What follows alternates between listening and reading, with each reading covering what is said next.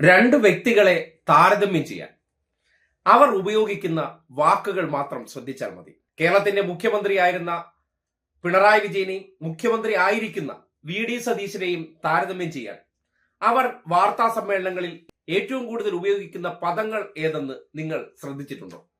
ഇല്ലെങ്കിൽ നിങ്ങൾ കാണണം. ഒരു വ്യക്തിക്കുള്ളിൽ സ്വാർത്ഥതയുണ്ടോ ഇല്ലയോ എന്ന് നമ്മൾ തിരിച്ചറിയുന്നത് എങ്ങനെയെന്ന് പറഞ്ഞാൽ നിങ്ങൾ ഈ വീഡിയോകൾ ഒന്ന് കാണും. ഈ വീഡിയോകൾ കണ്ടിട്ട് നിങ്ങളുടേതായിട്ടുള്ള കാഴ്ചപ്പാടിൽ ഒന്ന് താരതമ്യം ചെയ്യാൻ ശ്രമിക്കുന്നത് നല്ലതായിരിക്കും. ഞാൻ പറഞ്ഞത് എന്നെ വന്ന് കണ്ട എന്റെ കയ്യിലുണ്ട്. ഞാൻ പറഞ്ഞാണ് ഞാൻ തന്നെ ഞാൻ ഇന്നും എന്റെ കൂടി പേരിലുള്ള ഞാൻ ഇതിന്റെ കാര്യം ഞാൻ അറിഞ്ഞില്ല. എന്റെ കയ്യിൽ ഡേറ്റ് ഉണ്ട്, എന്റെ കയ്യിൽ ഡേറ്റ് ഉണ്ട്. ഞാനത് വളരെ I have made it very അത് എനിക്കിട്ടായിരുന്നു. ഞാൻ പറഞ്ഞിട്ടാണ് ഇല്ലല്ലോ. ഞാൻ അന്ന് ക്ലിയർ ഞാൻ എന്റെ കയ്യിൽ ഞാൻ ഒന്നും ചെയ്തിട്ടില്ല. എന്റെ അപ്പൊ എപ്പോഴെങ്കിലും ഞാൻ എന്റെ ഓഫീസിൽ ഞാൻ പറഞ്ഞിട്ട് എന്റെ അത് എന്നെ അഭിനന്ദിച്ചുകൊണ്ടായിരുന്നു എന്റെ ഇടപെടലുകൾ. എനിക്കത് ഞാനോ എന്റെ ഓഫീസോ ഞാൻ പറഞ്ഞാൽ ഞാൻ എന്റെ നമുക്ക് നമ്മുടെ നാട് നമ്മുടെ സംസ്ഥാനം നേരിട്ട നാം കാണേണ്ടത് നമ്മുടെ സംസ്ഥാനം കാണാൻ നമുക്ക് സാധിക്കും. നമ്മുടെ കൺമുന്നിൽ അത് നമ്മുടെ കേരളത്തിന് ആവശ്യമായ നമ്മുടെ കേരളം നമ്മുടെ സംസ്ഥാനത്തിന് നമ്മുടെ സംസ്ഥാനം കേട്ടല്ലോ. ഇന്നുകളിൽ മുഖ്യമന്ത്രിയിൽ നിന്ന് നമ്മൾ ഏറ്റവും കൂടുതൽ കേൾക്കുന്ന വാക്ക് ഞാൻ.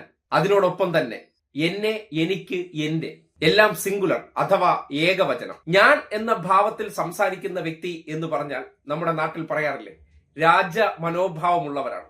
അതിനപ്പുറത്തേക്ക് രണ്ടാമത്തെ വ്യക്തി സംസാരിക്കുമ്പോൾ അല്ലെങ്കിൽ പിണറായി വിജയൻ സംസാരിക്കുമ്പോൾ അദ്ദേഹത്തിന്റെ വാർത്താ സമ്മേളനങ്ങളിൽ ഏറ്റവും കൂടുതൽ ഉപയോഗിക്കുന്നത് നാം, നമുക്ക്, നമ്മൾക്ക് എന്ന പ്ലൂറൽ വേർഡ് അഥവാ ബഹുവചനം എല്ലാവരെയും ഉൾപ്പെടുത്തിക്കൊണ്ട് സംസാരിക്കുന്നു. അതിൽ ഞാൻ എന്ന ഭാവം കടന്നു വരുന്നില്ല. പക്ഷെ ഞാൻ എന്ന ഭാവത്തിന്റെ അതിപ്രസരം കണ്ട ആ രണ്ട് വാക്കുകളിൽ നിന്ന് എന്താണ് നിങ്ങൾ മനസ്സിലാക്കേണ്ടത്? ഒരു വ്യക്തി എത്രത്തോളം സ്വാർത്ഥമാണ്, അയാളുടെ കാഴ്ചപ്പാടിൽ ഞാൻ എന്ന ഭാവം നിറഞ്ഞു തുളുമ്പിയിട്ടുണ്ട് എന്ന് ബോധ്യപ്പെടുന്ന സാഹചര്യം. അത്തരം വ്യക്തികൾ എടുക്കുന്ന തീരുമാനങ്ങളിൽ ഒരിക്കലും നമ്മൾ ഉണ്ടാകില്ല, നമുക്ക് എന്നുണ്ടാകില്ല.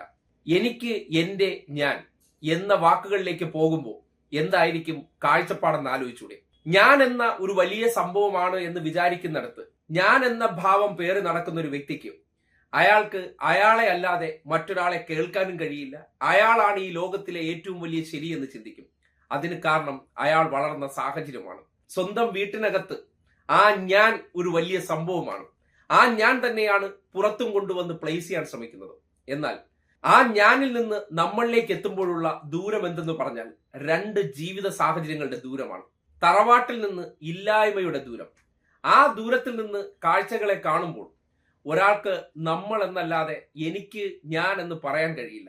ഞാൻ, എനിക്ക്, എന്റെ എന്നൊക്കെ പറയാൻ കഴിയുന്നത് എല്ലാം സ്വന്തമായി ഉള്ളവന് മാത്രം പറയാൻ പറ്റുന്നതാണ്. അതുകൊണ്ട് എവിടെ ചെന്നാലും ഈ ഞാനും, എന്നെ, എന്റെ, എനിക്ക് വാക്കുകളിലേക്ക് ചുരുങ്ങിക്കൊണ്ട് എന്തും അതിൽ സ്വന്തം താല്പര്യങ്ങൾ കയറി വരുമെന്നുള്ളതാണ്.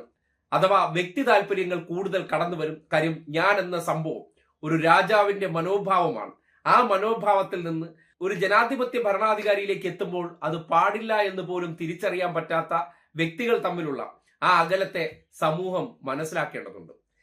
അത് മനസ്സിലാക്കണമെന്ന് പറഞ്ഞാൽ ഇന്നലകളിൽ കൃത്രിമത്തോടുകൂടി നിങ്ങളുടെ മുന്നിൽ അഭിനയിച്ച് കടന്നു വരുന്ന വ്യക്തി സംസാരിക്കുമ്പോൾ പോലും അതിനകത്ത് ഒളിപ്പിച്ചിരിക്കുന്ന ഞാൻ ഭാവവും ചേർത്ത് പിടിക്കലില്ലാത്ത ആ മനോഭാവവും നിങ്ങൾക്ക് തിരിച്ചറിയണമെന്നുണ്ടെങ്കിൽ ഇന്നലകളിൽ നാം, നമുക്ക്, നമ്മുടെ എന്നൊക്കെ പറഞ്ഞിരുന്ന മുഖ്യമന്ത്രി ആ മനുഷ്യന്റെ ഭരണകാലഘട്ടത്തിൽ എന്ത് വിഷയമുണ്ടായാലും നമ്മുടെ ജനത, ഞാൻ ഭരിക്കുന്നിടത്തെ ജനത എന്നല്ല, നമ്മുടെ ജനം എന്ന രീതിയിലുള്ള ചേർത്ത് പിടിക്കൽ എല്ലാ പ്രവൃത്തിയിലും കാണാമായിരുന്നു.